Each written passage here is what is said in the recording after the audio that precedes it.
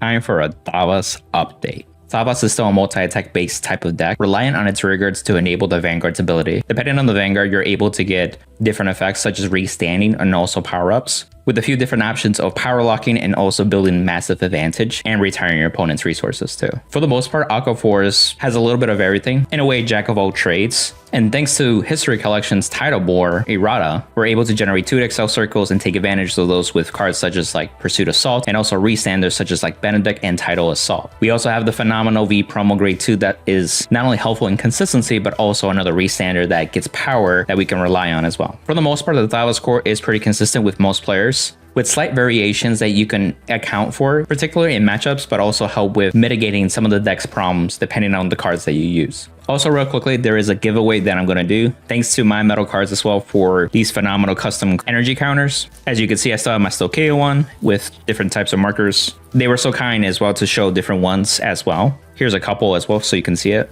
Dragon Empire one, that's really nice. Even the cute little guy too that recently is in the show, and many more options too. I'll put the giveaway link in the description. It will be through Gleam.io, so it's what you expect with entries, getting as many as you can to increases your chances of winning. And the price will be a $30 off coupon essentially for your next order. And if you want to package a bunch of orders with your friends and get different energy counters together, I definitely highly recommend it. Starting off with the grade 3s, we are playing 3 copies of Thavas G. Thavas G is really where we utilize title board to be able to superior stride regardless of your opponent's grade. This gives us 2 Excel circles immediately. This makes it a lot easier to place multiple rearguards on your field for multiple attacks, for also like more pressure with power-ups too. And naturally, the Thavas deck will scale with more Excel circles too, so the more the better as well. Not to mention with title board, you're able to start flipping cards face up in the G zone, so that way your other strides will start to scale much more quicker. Now on some variances which you can really take a couple directions that you wanted to. So right now I am playing 2 copies of Tetra Drive with the Excel circle gift generator essentially.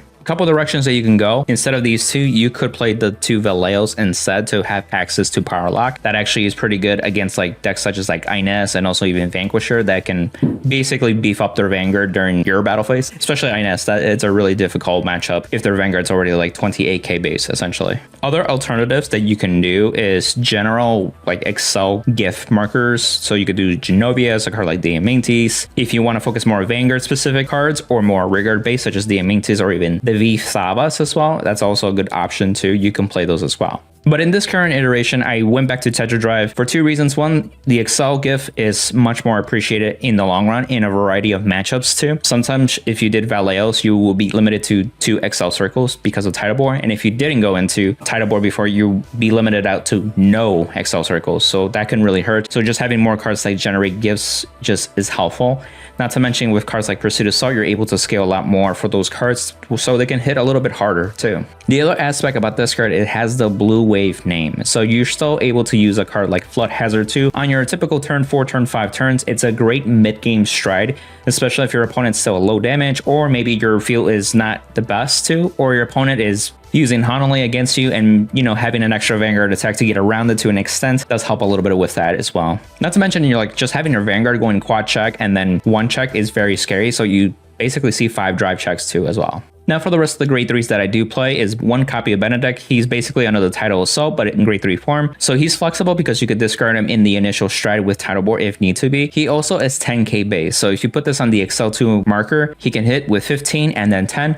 And this is great against, you know, grade 2s that are 10k base as well. So you're still able to hit. Cards like Title Assault and Benedict are really title board enablers too, if you think about it, because they can attack the first and second wave, and then title board just needs the 3rd wave to happen essentially. Later on too, especially with like Alexandro's turns, you can really scale really well with these free restanders too, so you don't have to like rely on Repressed Strike, for example. And a new exciting addition that I've been trying out is Sea Strike Inglarf, if that's how you say it. So essentially, since you're going to be on a stride, his effect just goes off, right? You're able to Soul Blast and get a grade 2 or greater card from your drop zone and add it to your hand. And of course, the card that you Soul Blast is also eligible for pickings as well. If you think about it, now you have access to all of your grade 2s and your grade 3s that can be useful as rearguards. So such as restanders or even like reusing Pursuit Assaults, or maybe like in this deck we're playing Saberflow as well. So you're able to really maximize and draw in enough advantage to make sure you have a healthy size hand too. But one of the impactful things that this card does is that it adds Bracing Angel Ladder if needed to. So in case this goes into the damage, or maybe you soul charge it by like Nikki V or something like crazy like that, you could always grab this, or even if you use it immediately,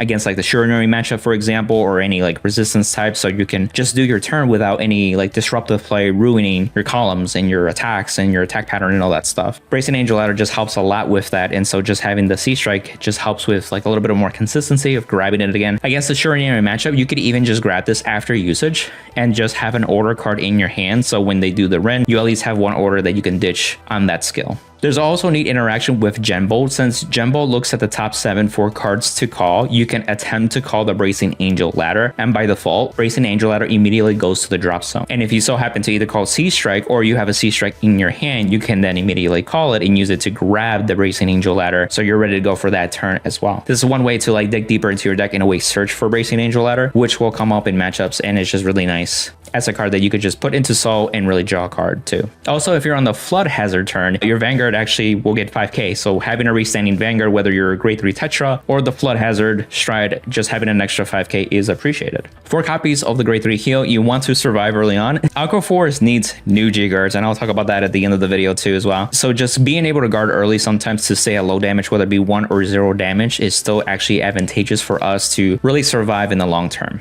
The other thing is the new grade 1 promos have been releasing, and Aqua Force was the first one to actually get there. So we are playing that card too, and that needs to see a heal trigger in your hand or in your drop and remove it from play. So you benefit from using these heals early on, and then whenever you use that grade 1 skill, you can then now remove it from the drop zone, and you already like set yourself up for a great play. Also, it's grade 3, so it's good for the title board ditch too, if needed. Onto the grade 2s, we are playing 4 copies of Repressed Strike Dragon. So this card is kind of the bread and butter right now with Aqua Force. 1, for consistency reasons, you know, if you're a grade 1 or less, ditch it, top 5, get what you need, that is grade 2 or less. This is also good and handy to grab Nikki G in case you don't have the right Thavas in your hand, or you don't have any Thavas to begin with. So that way you can call it later on and actually just search for Thavas immediately as well, before you write to your grade 3 essentially. Turn 2, this is a great Vanguard turn 2, as long as you call a booster, and ideally you'll call like Hanali or maybe like a Nikki G, for example, and you're able to have a restanding Vanguard on turn 2 just to dig a little bit deeper and discard any unnecessary cards that you may not need.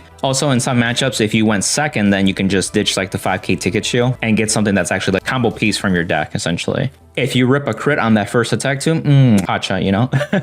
That meme, yes, it's beautiful. And then it'll attack again with crit with 19k attack. Again, single drive check, but you get to dig a little bit deeper too. This is great for your strike turns and your title board turns if you want to stack triggers onto it. Ideally, Alexandro's turns, this card is really nuts. It starts hitting easily 40k, 50k numbers, which will make your opponent sweat. 4 copies of Pursuit Assault. This card is basically our beater still. Since we have double XL circle, and if you put this guy on 1, he's going to be 24k. That actually gets over a trigger threshold, which is important in Force. You start out with the smoke pokes typically, and then if they get a trigger, this is still able to at least hit, right? The other thing too is that you're able to Soul Blast, Rest 2, and draw a card. This helps dig a little bit deeper into your deck, but also generate advantage slowly over time too. You can rest cards that you really don't need in that turn, such as like Hanali or Petros that easily go away anyway. Worst case scenario, you rest other cards that you may be fine just resting anyway. And a quick tip is that you could even do this on your like turn 2 as well. You call a bunch of riggers. If you know that your matchup isn't gonna get rid of them, you could just rest them and rest itself, or if it's the Vanguard, rest those 2 and draw a card. So that way you at least dig a little bit deeper before your turn 3, which you may want to use this card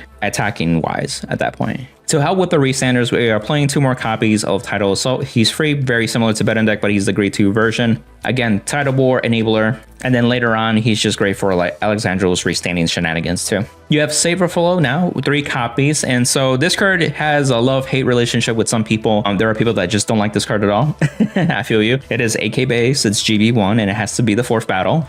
Don't get me wrong. However, thanks to the synergy with Tidal Boar now, because you want Tidal Boar to be the 3rd or 4th battle anyway, this card is going to be live afterwards pretty easily. What's really cool is that it removes itself and also lets you draw 2, almost like a Pot of Greed sense of Leo. So when you do the math with Genbolt and Tidal Boar, it's usually more advantageous to go into Genbolt. However, this card kind of just helps mitigate that gap as well. And then with Tidal Boar's on-hit skill, sometimes it's awkward to call another card for a couple of reasons. 1, you're not able to hit anymore because the card you'll call is not big enough. If they're playing Hanali, then promoting more attacks works against you in that scenario, so there's no point sometimes. But if you call a Saber Flow, then you can just attack and just to be able to draw 2 more cards essentially. It doesn't have to hit necessarily, but it's nice. If this is on the XL2 circle, this is 13k too, so it will hit, at least in that context. And I recommend practicing with the usage of this card too. You want to moderate your deck size too, because if you use too many of them, then you'll deck out eventually. Typically, if you can resolve one, that's ideal. If you resolve a second one, it's possible, and you still be able to like win the matchup too without decking out, essentially.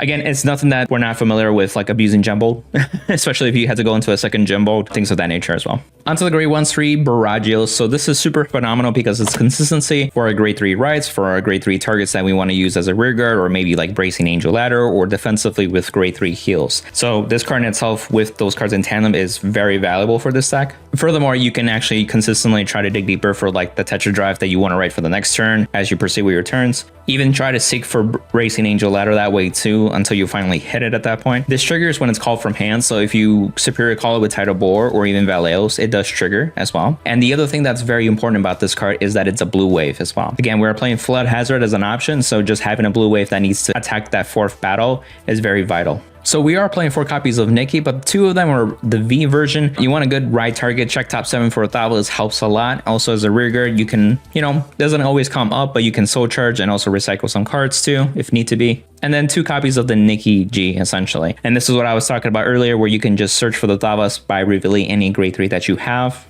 And this is also a card that you can pitch for Stride as well, so it's kind of helpful in that regard too. Plus, it's a way for the grade 2 promo to check the top 5, add this, and now this can add to your grade 3 Thavas, so it opens more lines of consistency with even the other cards that add to the consistency already too. You could do a 3-1 split if you want. I went with the 2-2 split because I wanted to see it enough, but also just be like, having 10k shield is helpful, because if you have too many 5k shields, then your hand, even though it's big, may not be the best defense, essentially. 2 copies of Hanali, so oddly enough, you need this to survive early game, of course, but this is mainly just to hard limit other multi-attack decks that are actually better than you at what you already do. It's really sad when you think about it, but essentially Hanali is there to limit those attacks so you can survive another strike turn, and you can really seal the deal at that point. If you don't like this card, there's other options to add to the consistency.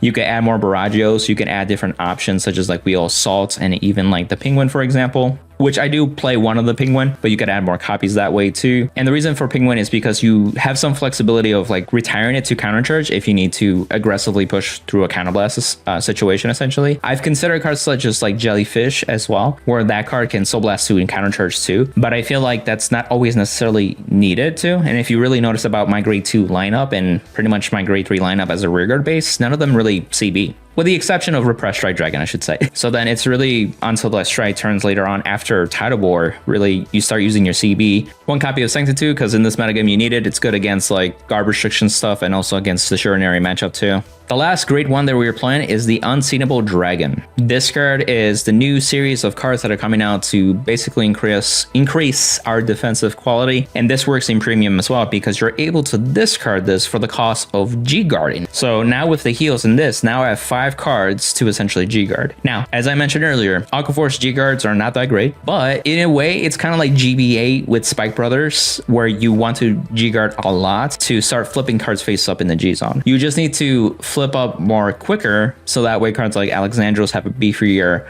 power up, especially in your restanders, so you can push harder, or even other options that you may play. But basically Alexandros and other cards like Faragas too, you can restand an entire field a lot more easier too. What's also cool about this card is it covers that 2nd and 3rd battle that's awkward with Gophilia as well. Gophilia was only as big as 20k shield, and that's kind of sad in today's standards, but this card becomes 30k shield. This is nice, actually. And the first battle effect actually does come up. The first battle, you can counterblast 1 and choose one of your vanguards, and it gets the ability where basically everything cannot be chosen by the effect, so it resists essentially onto your rearguards, but your vanguard gets the continuous skill. In addition, your Vanguard gets 5k until the end of turn. That's super helpful. This is basically Dianera in a sense, but now you get resist on top of that. So they like mix Ionis and Dianera into this 1 card. There's a part of me that wants to increase this card to 2 copies just because like there's a lot of utility behind it. This is where I would recommend, if you do take Hanali, you could add another copy of this card too. So that way your deck isn't as bricky at that point too. Also, 1 quick tip with this is searchable with the grade 2 V promo as well. So if you see this in your top 5 early on, you can immediately grab it too on top of that. But definitely take advantage of this card and try it out for yourself. I think there's some good value with this card. Onto the grade zeros, you can play any starter. Since we're not playing Valeos, you are free to play any VR starter. So I went back to Metros, our boy, SP. Thavas crits, because we are playing a Thavas deck, so they can go into Soul. Also, when they're damaged, you get a draw, which is super helpful, and you keep up that crit pressure. This is also a great target to arrest for Pursuit Assault if needed, or as a booster for Repressed Strike Dragon if you need it as well. In addition, we're playing 4 more crits with the Strike crits. You have grade 3s that you use rearguard base or defensively, so just having more options to pitch the stride is appreciated. 3 draw PGs, because one, you need perfect guards in this metagame, but also just be able to draw advantage when you do your drive checks and your damage checks as well. This is what really keeps you have a healthy hand while having combo pieces to play for the following turn as well. And then of course the OT. So I recommend the stoicheia one. I haven't tried out the new ones yet in Thavas, but it's definitely worth exploring. But the stoicheia one does like literally everything that Aqua Force can benefit, you know, front row, healing, you know, crit,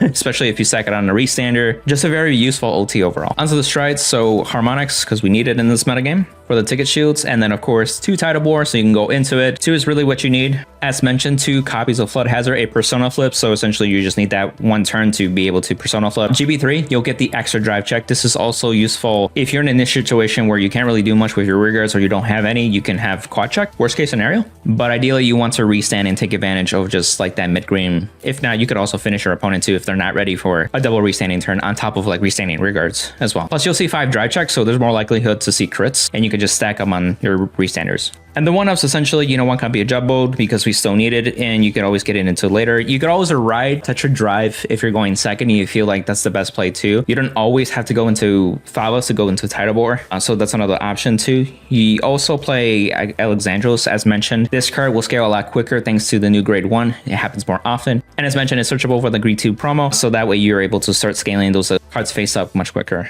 The numbers matter once you hit 20, 25k, and ideally 30k for your restanders, so you start really hitting hard. 1 copy of Ferragus. Again, this helps with scaling with that grade 1 too. More than likely, you'll be able to restand an entire field. This is really good if you have 3 or 4 Excel circles on top of that too. So you can easily get to 11 attacks thanks to this stride alone. And this is ideally, you want to do it against when your opponent's at 5 damage. It's pretty risky if they're 3 or 4 as well, because there's triggers involved, and then of course the OT. But there is a card that stops the OT, and it's also a good mid-game stride, and that's Valeos, of course. This could be a finisher too.